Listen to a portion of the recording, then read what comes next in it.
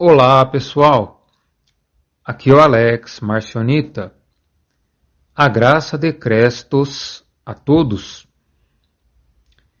Então, irmãos e irmãs, hoje eu quero trazer um estudo reflexivo sobre a questão do Pai, do Filho e do Espírito, que eu chamo de pneuma, porque é a palavra que aparece no original grego, tá?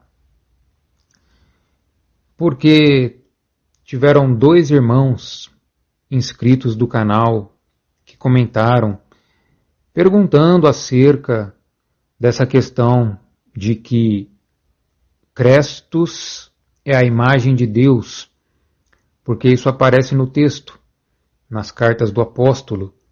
É dito que Crestos, ou então o Filho, é a imagem de Deus, ou a imagem do Deus invisível. Colossenses capítulo 1, 2 Coríntios capítulo 4, Hebreus capítulo 1, né? São as principais passagens com essa temática. Então eu quero trazer uma reflexão acerca disso e a minha visão atualizada dessa questão. Porque no passado eu já defendi a visão modalista aqui. Continuo achando a visão modalista muito interessante, de Noeto, Praxeas e Sabélio. Mas eu quero trazer a versão atualizada do meu pensamento. E também reforçar que, conforme eu fui fazendo o estudo e restaurando alguns textos, eu percebi que talvez essa questão do Filho ser a imagem de Deus seja um enxerto católico. Coisa que eu ainda não havia percebido. Então eu vou demonstrar o meu raciocínio para vocês. Então, a passagem que me fez ter essa reflexão e mudar de ideia foi justamente 2 Coríntios capítulo 4, versículos 3 ao 6. E antes de eu ler para vocês, só quero frisar que aqui não é a verdade absoluta. Eu estou trazendo uma hipótese, tá? Uma possibilidade, tá bom? Então vou ler o texto restaurado por mim, tá? A minha proposta de restauração. Então está escrito assim: mas se ainda o meu evangelho está encoberto, para os judeus está encoberto, nos quais o Deus do Cronos cegou as mentes, para que lhes não resplandeça a luz do evangelho de Crestos. Porque não proclamamos ao Senhor, mas a Crestos, e nós mesmos somos filhos do Pai através de Crestos. Porque o Pai é quem iluminou os nossos corações com a gnose de Crestos. Então esse é o texto restaurado, tá? Vocês vejam que é um texto bonito, né? É dito que o Evangelho de Crestos é como uma luz que ilumina o entendimento, né? Isso aqui, ao meu ver, é o tema central desse texto, né? Mas, se vocês repararem na versão da patrística, no versículo 4, é dito mais ou menos assim: nos quais o Deus deste século cegou os entendimentos dos incrédulos, para que lhes não resplandeça a luz do Evangelho da glória de Cristo, que é a imagem de Deus. Então aqui eu citei de cabeça, eu creio que esteja correto, tá? Vejam que coisa estranha, né? Quando vai chegando no final, o texto fica muito estranho. Porque eles embaralharam várias informações ali. Eles falam assim, à luz do Evangelho da glória de Cristo, que é a imagem de Deus. Ou seja, eles colocaram vários substantivos aqui e o texto ficou confuso. A gente, quando lê, não sabe se está falando da luz do Evangelho, se está falando da glória de Cristo. A gente não sabe exatamente quem é a imagem de Deus, mas pela interpretação ortodoxa, a imagem de Deus é Cristo, né? Porém, se vocês observarem essa parte final que fala que é a imagem de Deus, parece uma colagem no texto. Porque ela não se refere nem à glória de Cristo, nem à luz do Evangelho. Ela se refere especificamente a Cristo. Então ela é uma colagem, ela é uma glossa explicativa dos pais da igreja do século II. Que, na minha hipótese, quem adulterou esse texto foram Policarpo e Pápias, discípulos de João, né? Então, assim, na minha restauração, a gente vê que o que resplandece e que desperta as mentes, que remove a cegueira mental, é a luz do Evangelho de Crestos. Porque o Evangelho de Crestos são as boas novas trazidas pelo Filho. E essas boas novas são como luz, que é a luz do conhecimento. Percebem? Então, assim, aqui não tem espaço para a frase imagem de Deus. Não tem espaço, porque, como eu disse, o texto, a tese central defendida aqui pelo apóstolo, se é que podemos dizer dessa forma, é a luz do Evangelho de Crestos. Isso é o principal. É isso que liberta do Deus, do Cronos, e remove a cegueira mental. Então, por que o apóstolo precisaria escrever logo em seguida que é a imagem de Deus? Como se Cristo fosse a imagem de Deus e como se o Evangelho só tivesse valor porque ele é a imagem de Deus. Eu espero que vocês estejam entendendo, tá? Porque, assim, na minha opinião, parece muito confuso esse texto na versão da patrística, principalmente essa frase final, tá? Então, o que eu estou querendo dizer? Basicamente que, quando eles enxertaram ali imagem de Deus, é para vincular o Crestos ao Velho Testamento. Porque em Gênesis capítulo 1, versículo 26, o que o Deus Criador disse? Façamos o homem à nossa imagem, conforme a nossa semelhança. Então, quando a patrística enxertou esse texto em 2 Coríntios, é para dizer que Cristo é a imagem do Deus Criador. Ele é o último Adão, assim como está em 1 Coríntios capítulo 15, que é outra adulteração da patrística. Cristo é chamado de o último Adão, ou seja, Cristo é uma cópia do Adão primordial. E por que a patrística precisava colocar isso na cabeça dos fiéis? Para dizer que Cristo ele é uma continuação da humanidade criada pelo Demiurgo, que é psíquica, é a geração psíquica, lá da velha aliança. Então Cristo, ele seria a imagem perfeita dessa criação, porque ele seria o homem que melhor cumpriu a lei e os profetas, né? Ele seria o homem que mais agradou ao Senhor, que mais fez a vontade do Senhor, que mais seguiu aquele mandamento de amarás o Senhor teu Deus acima de todas as coisas, que está em Deuteronômio, e eles enxertaram em Lucas. Eles copiaram essa frase de Deuteronômio no Evangelho de Lucas. Tá? Então, quando eles falam que Cristo foi feito à imagem de Deus, eles estão dizendo que Cristo ele é uma cópia do Adão primordial, né? Então ele não veio para abolir a velha aliança, ele veio para dar continuidade, né? Ele seria a coroa de Jeová, o Messias, o Cristo, aquele que cumpriu com perfeição todos os 613 mandamentos da Torá? E isso era uma crença que circulava entre os judeus messiânicos do século I, principalmente Cerinto, que Jesus de Nazaré só haveria recebido o Espírito Santo, que é o Espírito de Jeová, no momento do batismo, porque ele era um homem judeu que havia cumprido toda a lei. Ou seja, ele tinha merecimento, né? Ele agradou ao Senhor, ele cumpriu as obras da lei. Então vejam como a patrística ela era ardilosa, astuta, né?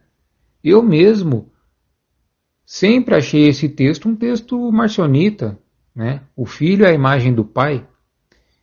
Mas quando a gente vê que esse texto aqui parece uma colagem e que ele está deslocado, que ele quebra a fluidez textual, e a gente compara com o texto de Gênesis, a gente vê que tem caroço nesse angu, né?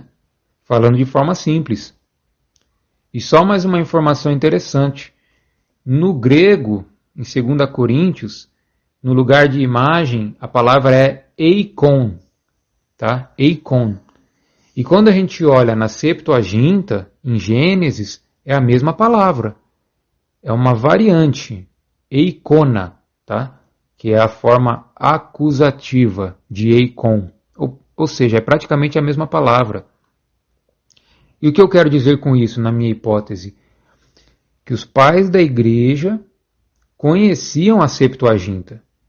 Eles não liam o texto em hebraico, que só foi surgir bem depois, por volta do século X e XI. Eles liam o Velho Testamento em grego, da Septuaginta. Então eles pegavam partes desse Velho Testamento e colavam ao Novo Testamento. Nesse caso aqui, eles estavam tentando vincular Crestos ao demiurgo Jeová. Percebem? Então, assim, foi através desse texto de 2 Coríntios que eu tive a primeira suspeita. Então, vocês vão ver que talvez essa ideia de que Cristo seja a imagem do Pai ou a imagem de Deus tenha vindo da patrística, tá? Então, o que eu proponho? Que a gente elabore, através do cânon, utilizando a palavra de Crestos, uma interpretação sobre quem é o Pai, quem é o Filho e quem é o Pneuma. Né? Então, assim, essa interpretação ela é ainda melhor do que a interpretação dos modalistas e gnósticos, né?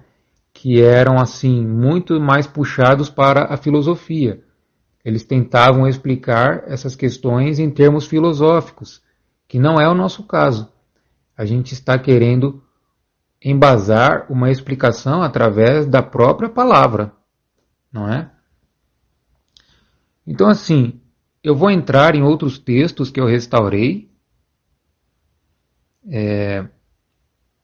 que também são interessantes, inclusive textos que, a princípio, eles continham a mesma frase, né? Que o Filho é a imagem de Deus. E olhem como são as coisas. Conforme eu fui restaurando, eu acabei removendo essa parte. Porque, na minha opinião, ela parece mais um enxerto do que um texto original. Não é a verdade absoluta, é uma hipótese, mas a gente tem que se permitir pensar e questionar. Ao invés de acreditar em dogmas e ter uma fé cega no texto, a gente tem que permitir se questionar, né? Buscar o conhecimento. Mas então, antes de eu entrar nos textos, eu só vou dar um rápido parecer sobre essa questão. O Pai seria, então, o ser que habita o terceiro céu. Tá? Digamos que ele é uma parte, uma partícula da eternidade, do pleroma, do terceiro céu. E aqui difere muito da visão judaica, que é monoteísta. Então percebam, olhem como as coisas precisam ser examinadas. O monoteísmo ele está muito atrelado ao judaísmo. Então todo o judaísmo gira em torno de Deus, correto? Já no marcionismo, não é que os marcionitas sejam politeístas. O que eu estou dizendo é que talvez o marcionismo não gire em torno do Pai.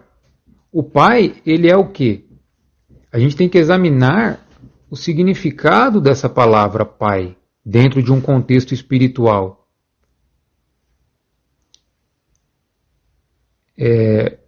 O valor dessa palavra, né, o valor do Pai está justamente nessa palavra. Não por ele ser o Deus Altíssimo, o Deus que exige culto e adoração. Entendam o que eu estou dizendo aqui. Né? Então, assim, por que ele é chamado de Pai?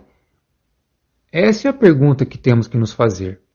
Porque Pai é aquele que acolhe, que trata bem os seus filhos, que é bondoso, que é amoroso. É diferente de um senhor de escravos, como era o Deus do Velho Testamento. Então isso está em Gálatas 4, né? Assim que já não és mais servo do Senhor, mas filho do Pai. E se sois filhos, então sois herdeiros da eternidade, do pleroma, do terceiro céu. Então percebam, essa é a importância do Pai para nós. É aquele que nos adota como filhos. Então temos que entender o significado por trás da palavra Pai e da palavra Filho. Eu não vou trazer aqui, vou deixar para outra ocasião. Mas eu vou dar uma pista do meu pensamento. Crestus, ele mesmo se chamava de filho. Ele se autoproclamava o filho. E por quê?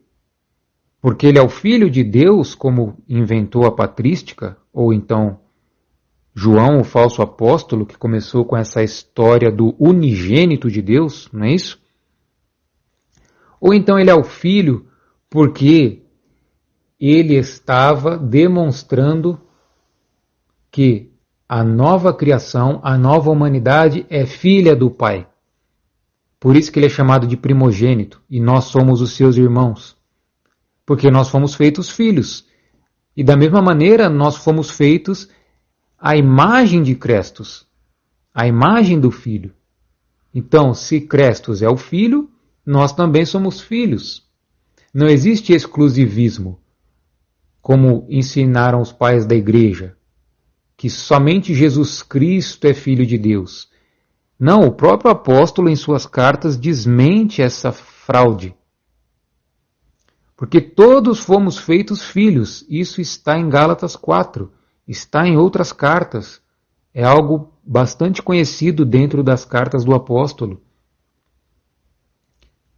Ou seja, o filho, ele representa aquilo que o Pai quer que sejamos. Não mais servos do Senhor, mas filhos do Pai.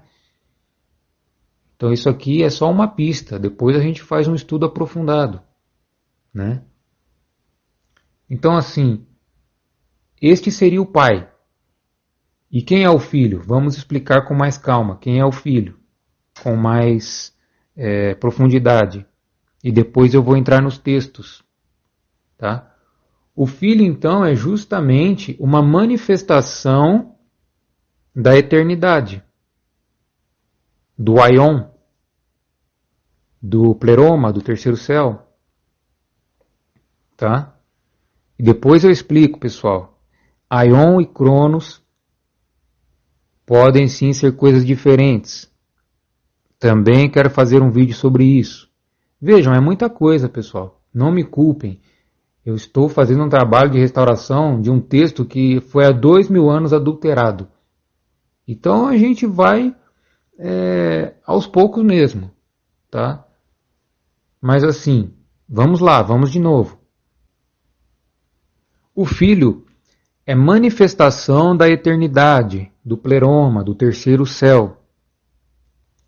Então ele se manifesta no Cronos, que é o tempo do demiurgo, ou então no Cosmos, que é o mundo criado, e ele revela o quê? A gnose, que é o conhecimento. E através deste conhecimento é que temos acesso ao terceiro céu.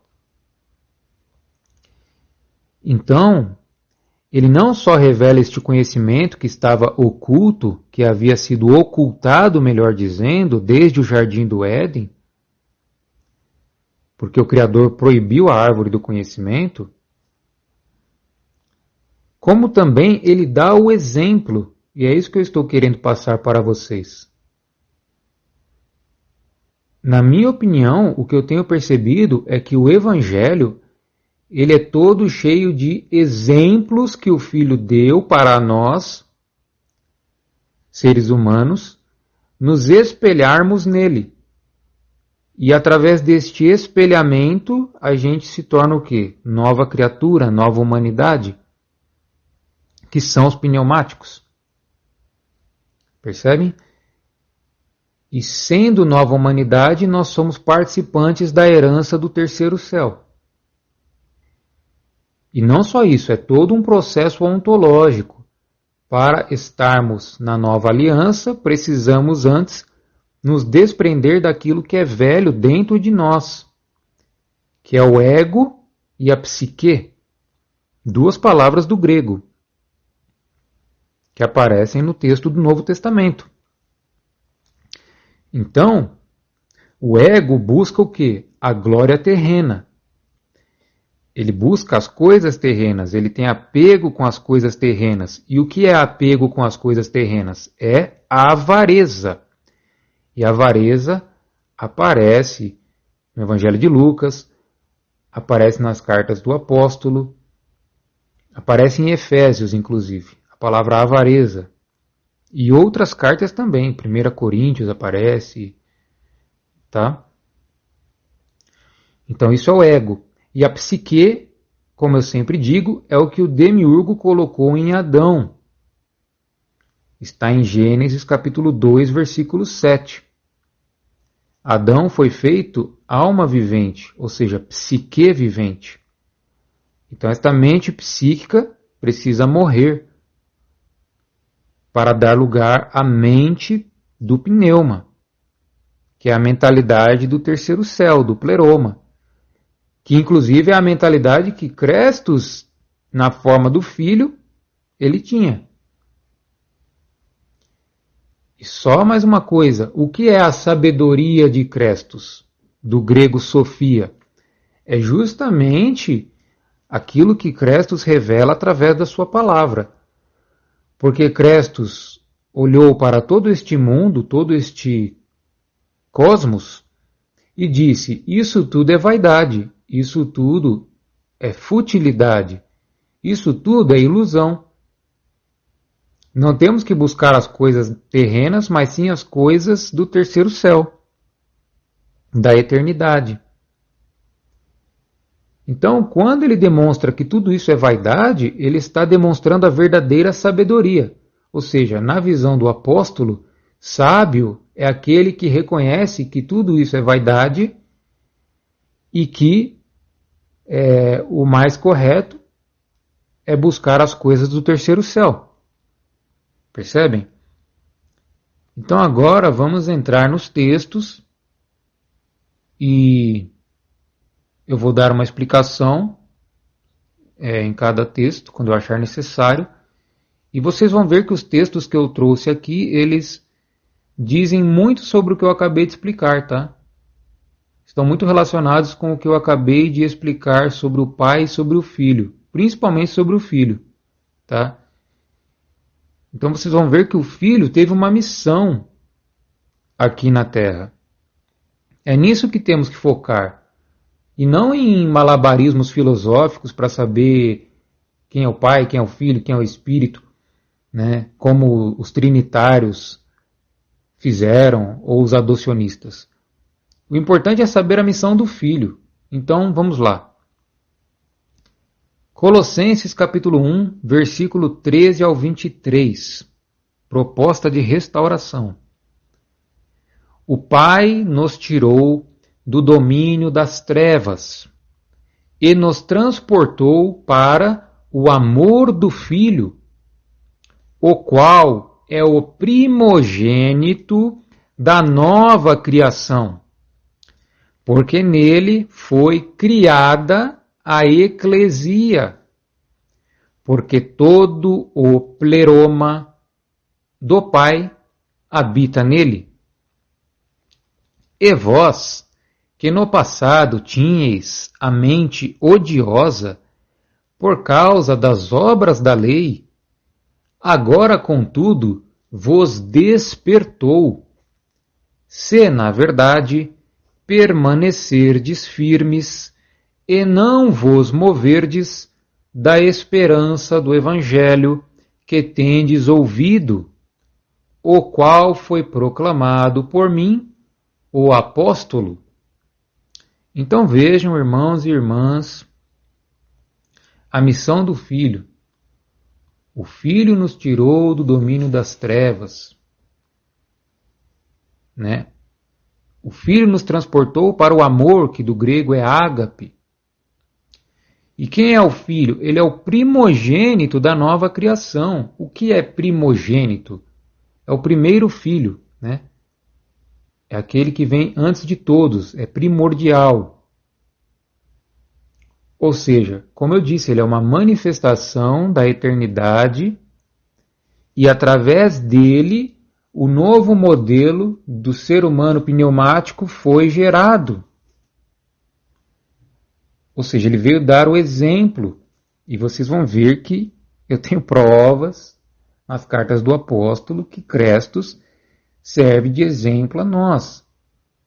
Inclusive eu tenho um vídeo antigo aqui no canal sobre esse tema, tá bom?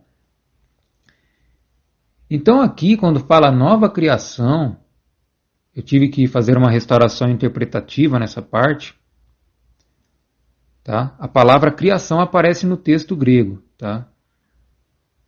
E eu interpretei como nova criação. Então vejam, irmãos e irmãs, alguns podem não gostar deste termo criação, criatura, porque vão associá-lo ao Criador, correto? E Márcio era contra o Criador, não é isso? Mas, eu separei aqui versículos, eu não vou ler os versículos, mas eu vou citá-los para quem quiser se aprofundar, tá? Gálatas capítulo 4, versículo 19. Gálatas capítulo 6, versículo 15. 1 Coríntios capítulo 4, versículo 15. 2 Coríntios capítulo 5, versículo 17. Todos estes versículos dão a entender que o cristiano pneumático, ele é uma nova criatura. O apóstolo utiliza essas palavras em 2 Coríntios. Se alguém está em Crestos, nova criatura é. Em 1 Coríntios capítulo 4, ele fala: porque eu, pelo Evangelho, vos gerei em Crestos. O que é gerar? Gerar é criar. É gestação, é criação. Geração. Olha só que coisa, hein? Não estou dizendo que isso aqui estava no original. Existe a possibilidade de ser enxerto.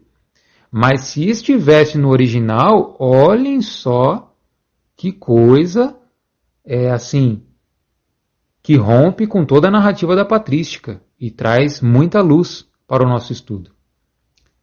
Porque através do primogênito, que é o Filho, o Pai fez uma nova criação. Não é mais a criação do Gênesis psíquica. Então, assim, eu não vou entrar totalmente nesse tema aqui, mas vou deixar pistas para vocês refletirem. Por exemplo, o Evangelho de João, que, como eu disse, como eu estava conversando com o irmão Brasilian, ele pode sim ter um valor histórico. Então a passagem de Jesus conversando com Nicodemos, né? Jesus fala: é necessário nascer de novo. Aí Nicodemos, que era mestre em Israel, ele pergunta: mas como pode o homem voltar a entrar no ventre de sua mãe e nascer de novo? Aí Jesus fala que não é disso que ele está falando de nascer em espírito, né? Então assim, eu não considero esse texto canônico, mas ele nos mostra como os cristianos pensavam lá no século I. É um novo nascimento, uma nova criação, uma nova geração, né? Então aqui vejam,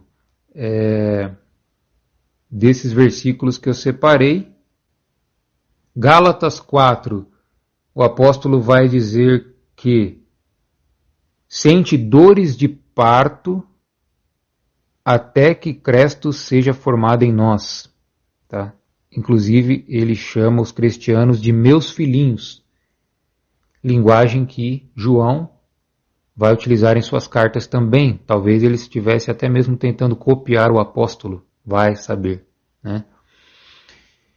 E também Gálatas capítulo 6, o que é dito no texto da patrística?